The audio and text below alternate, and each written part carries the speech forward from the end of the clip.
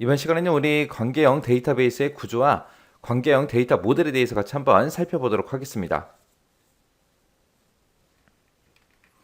관계형 데이터베이스요. 관계형 데이터베이스라는 거는 그냥 쉽게 생각하면 돼요. 그냥 우리가 일반적으로 많이 사용하는 2차원적인 그런 표 있죠. 그런 테이블, 그런 표를 이용해서 데이터 상호 관계를 정의하는 그런 데이터베이스를 보고 우리가 관계형 데이터베이스라고 그렇게 이제 부릅니다. 자, 이 관계형 데이터베이스는 1970년도에 우리 그 IBM에 근무하던 코드 있어요. 코드라는 그 사람에 의해서 처음으로 이제 제안된 거고요. 얘는 이제 개체하고 관계 이런 것들을 모두 다 릴레이션이라는 그 표로 표현하기 때문에 개체 릴레이션과 관계 릴레이션이 존재합니다. 이 관계형 데이터베이스의 장점이요. 장점은 관계라고 보기가 편리하다는 거예요. 우리가 2차원적인 그 표 형태를 우리가 많이 쓰고 자주 쓰고 하기 때문에 이런 관계형 데이터베이스를 봤을 때 똑같은 형태로 생겼기 때문에 우리가 쉽게 알아볼 수 있다고요. 그리고 다른 데이터베이스로 변환이 용이합니다. 근데 얘의 단점은 성능이 다소 떨어진다. 그런 이제 단점도 있어요. 자, 그럼 이제 데이터베이스 우리 릴레이션의 구조 좀 보자고요. 자, 여기 보니까 이제 릴레이션하고 나왔어요. 이 릴레이션이라는 거는 데이터들의 데이터들을 이제 표 형태로 그렇게 표현한 걸 보고 우리가 릴레이션이라고 하더라. 그때 이제 구조를 나타내는 이제 릴레이션 스키마라는 게 있고요. 그리고 실제 값들을 나타내는 릴레이션 인스턴스 이 두 가지로 이제 구성이 됩니다. 자, 지금처럼 여기 보니까 학생 릴레이션하고 써져 있죠. 학생이라는 학생이라는 이 개체를 이제 표 형태로 그렇게 이제 표시해 놓은 거예요. 자, 지금 이 표를 봤을 때 이 표는 학생에 대한 그런 정보들을 나타내는 건데 그때 이제 학생들의 이제 학번이 됐든 이름이 됐든 학년이 됐든 신장이 됐든 학과가 됐든 이렇게 5가지의 데이터를 이제 나타냅니다. 해서 학번이라는 속성, 이름이라는 속성, 학년이라는 속성, 신장이라는 속성, 학과라는 속성하고 이렇게 이제 5개의 속성으로 그렇게 구성된 거예요. 그때 이제 학생이라는 이 개체에 대해서 학번, 이름, 학년, 신장, 학과하고 이 5가지를 표현하겠다. 그거를 이제 나타낸 게 우리 릴레이션 스키마예요. 그래서 얘가 학생이라는 표가 어떻게 구성이 되어 있는지 그 구조를 나타내는 거예요. 구조요. 해서 우리 속성이라는 거는 데이터베이스를 구성하는 가장 작은 그런 논리적인 단위를 보고 얘기하는 거고요. 이 속성을 다른 말로 이제 항목이라고도 부르고 이제 필드라고도 부르기도 해요. 그래서 이 속성이라는 거는 개체의 특성, 이 학생이라는 이 개체에 대한 특성들을 기술하기 위해서 학번이다, 이름이다, 학년이다, 신장이다, 학과하고 이렇게 이제 속성들을 구성해 놓은 겁니다. 그때 지금 이 테이블, 학생이라는 이 테이블을 봤을 때 여기에는 이제 속성이 몇 개가 있다? 5개가 있더라. 학번이라는 속성, 이름이라는 속성, 학년, 신장, 학과하고 이렇게 5가지가 있죠. 해서 속성이 5개다. 이 속성의 개수를 우리가 다른 말로 디그리라고 그렇게도 부르기도 하고요. 또 차수라고 그렇게 이제 부르기도 합니다. 그런 게 이제 속성이다. 그거 이제 잘 기억하시면 돼요. 그 다음에 지금 이 테이블을 봤을 때 몇 명의 데이터가 있어요? 총 4명의 데이터가 있죠.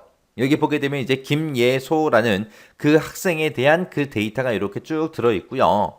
그 다음에 그 다음 줄에 고강민하고 그 학생의 데이터가 쭉 들어있습니다. 그리고 이양기라는 학생의 데이터가 쭉 들어있고 그리고 김동준이라는 학생의 데이터가 이렇게 쭉 들어있습니다. 이때 요 한 사람의 데이터를 우리가 다른 말로 이제 튜플이라고 그렇게 이제 부릅니다. 요 튜플이라는 거는 우리가 이 표를 구성하는 릴레이션을 구성하는 각각의 행을 보고 우리가 튜플이라고 그렇게 부르는 거고요.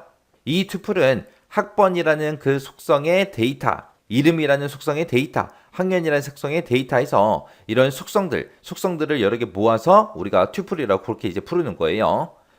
우리가 파일 구조에서는 이 튜플이 우리 레코드예요, 레코드. 레코드나 튜플이나 같은 의미고요. 그때 이 테이블을 봤을 때 4명의 데이터가 있죠. 해서 튜플의 개수는 총 몇 개다? 4개다. 그 튜플의 개수를 다른 말로 카디널러티 그렇게 부르기도 하고요. 기수다 그렇게 부르기도 하고 대응수라고 그렇게 이제 부르기도 합니다. 해서 대응수다, 기수다, 카디널러티다, 튜플의 수다 해서 이 4가지가 전부 다 똑같은 말입니다. 그런 게 이제 튜플이요. 자, 지금 학년을 보니까 2학년이다, 1학년이다, 2학년이다, 4학년이다 하고 써져 있죠. 얘네들을 보고 우리가 도메인이라고 불러요. 학년에 대한 도메인, 학년의 도메인 그렇게 이제 부르는데 이 도메인이라는 거는 이 학년이라는 이 속성에서 이 학년이라는 애트리뷰트가 취할 수 있는 그 값들 그 원자 값들의 집합을 보고 우리가 도메인이라고 합니다. 지금처럼 이렇게 도메인을 1학년부터 4학년까지로 이렇게 한정 지어 놓으면 만약에 5학년이 들어왔어요. 입력이 안 되겠죠. 6학년이 들어왔어요. 입력이 안 되겠죠. 그렇게 이런 값들을 이제 합법 여부 같은 것들을 시스템이 검사할 때 이런 도메인을 이제 이용하기도 합니다. 만약에 성별이라는 만약에 속성이 있다고 생각을 해보세요.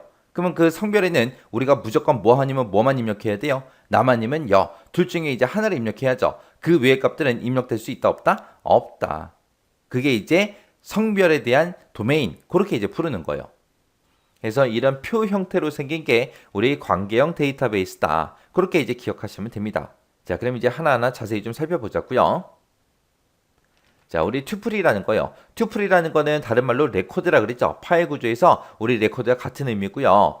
한 행을 얘기한다 그랬어요. 한 사람의 데이터를 얘기하는 건데 얘는 이제 릴레이션, 표를 구성하는 각각의 행을 보고 우리가 튜플이라고 하더라. 이 튜플은 뭐가 여러 개 모인 거다? 속성들의 모임으로 그렇게 구성되는 게 우리 튜플이다.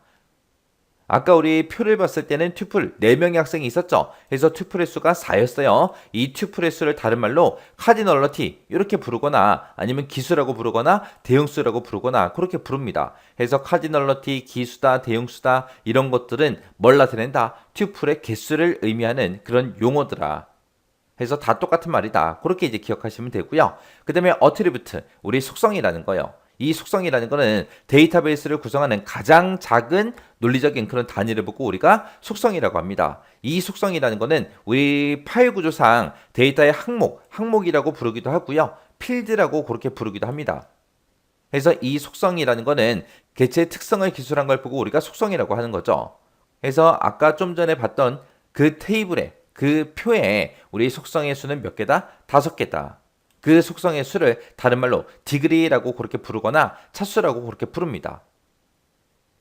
그 다음에 이제 도메인이요. 도메인이라는 거는 하나의 애트리뷰트가 취할 수 있는 같은 타입의 원자값들의 그 집합을 보고 우리가 도메인이라고 하더라. 만약에 성별이라는 게 있을 때는 성별에는 남하고 여하고 둘 중에 이제 하나만 입력할 수 있죠. 이거 말고 그 외의 값은 우리가 입력할 수 있다 없다? 없다. 자, 그럼 이제 이 릴레이션의 특징 좀 살펴보자고요. 한 릴레이션 그러면 하나의 표를 얘기하는 거죠. 하나의 표에는 똑같은 튜플이 포함될 수 없으므로 똑같은 튜플이 있다. 그러면은 중복된 데이터라는 얘기예요. 아까 우리 학생 테이블을 봤을 때 중복된 데이터가 있다. 그럼 그 데이터를 잘못 입력한 거잖아요. 그래서 똑같은 튜플이 포함될 수 없으므로 우리 릴레이션에 포함된 그 튜플들은 모두 다 어떻다? 상이하더라. 다르더라. 그리고 한 릴레이션에 포함된 그 튜플 사이에는 순서가 있다 없다? 없다. 그리고 다른 학교 다니던 그 친구들이 우리 학교로 올 수도 있잖아요. 그랬을 때 이제 그 학생 테이블에다가 그 사람의 데이터를 삽입도 해야죠.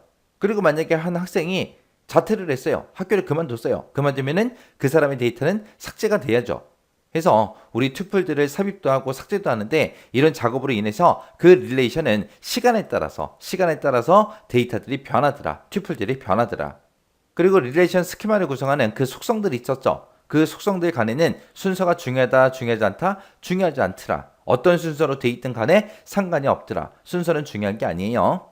그리고 이제 속성의 유일한 식별을 위해서 우리가 이제 속성의 명칭을 사용하잖아요. 그 속성의 명칭은 유일해야 돼요. 만약에 뭐 학번이라는 속성 제목이 있는데 또 학번이라는 제목이 있으면 안 되겠죠. 해서 그 속성 명칭은 그 릴레이션 안에서는 유일해야 돼요. 근데 속성을 구성하는 그 값은 동일한 값이 있을 수 있다 없다? 있더라. 예를 들어서 성별이라는 속성이 있어요? 그럼 남자도 많고 여자도 많으니까 동일한 값이 입력이 될 수 있겠죠. 근데 성별이라는 그 제목은 유일해야죠. 그리고 이제 하나의 릴레이션을 구성하는 그 튜플들 한 사람 한 사람의 데이터를 유일하게 식별하기 위해서 우리가 속성들의 부분 집합을 키로 그렇게 이제 설정을 하더라. 그리고 속성의 값은 논리적으로 이제 더 이상 쪼갤 수 없는 그런 원자값만 저장을 하더라. 이게 이제 릴레이션의 특징이요.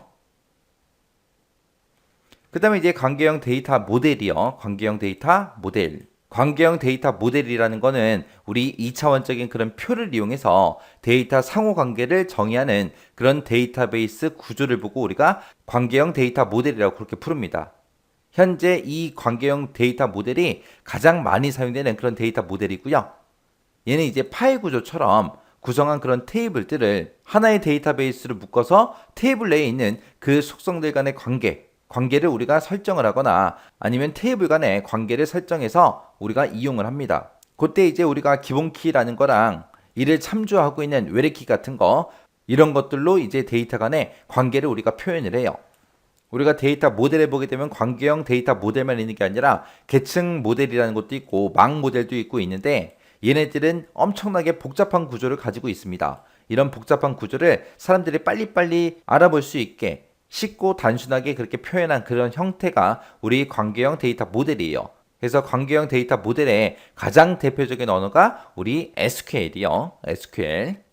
그리고 이 관계형 데이터 모델 같은 경우는 이제 1대1 관계가 됐든 1대 다관계가 됐든 다대다 관계가 됐든 이런 것들을 자유롭게 전부 다 표현할 수 있습니다. 그래서 이번 시간에 배운 요 내용들은 시험 문제 엄청나게 자주 나와요. 그리고 우리가 앞으로 계속해서 관계형 데이터베이스를 이제 계속해서 배울 거거든요. 그래서 이 관계형 데이터베이스는 무조건 시험에 나온다고 생각하시고 정확하게 여러분들이 파악하고 계셔야 돼요. 특히 이제 튜플이다, 도메인이다, 속성이다, 뭐 카디널러티다, 기수다, 대응수다, 뭐 디글이다, 차수다 해서 이런 여러 가지 용어들이 나오잖아요. 그런 용어들 여러분들이 정확하게 파악하고 계셔야 돼요. 문제에서 뭐 튜플에 관한 설명이다 막 그러고 나왔는데 뭐 튜플이 뭔지 모르면은 문제를 이해할 수가 없잖아요. 그래서 그런 용어들 잘 파악하고 지나가시기 바랍니다.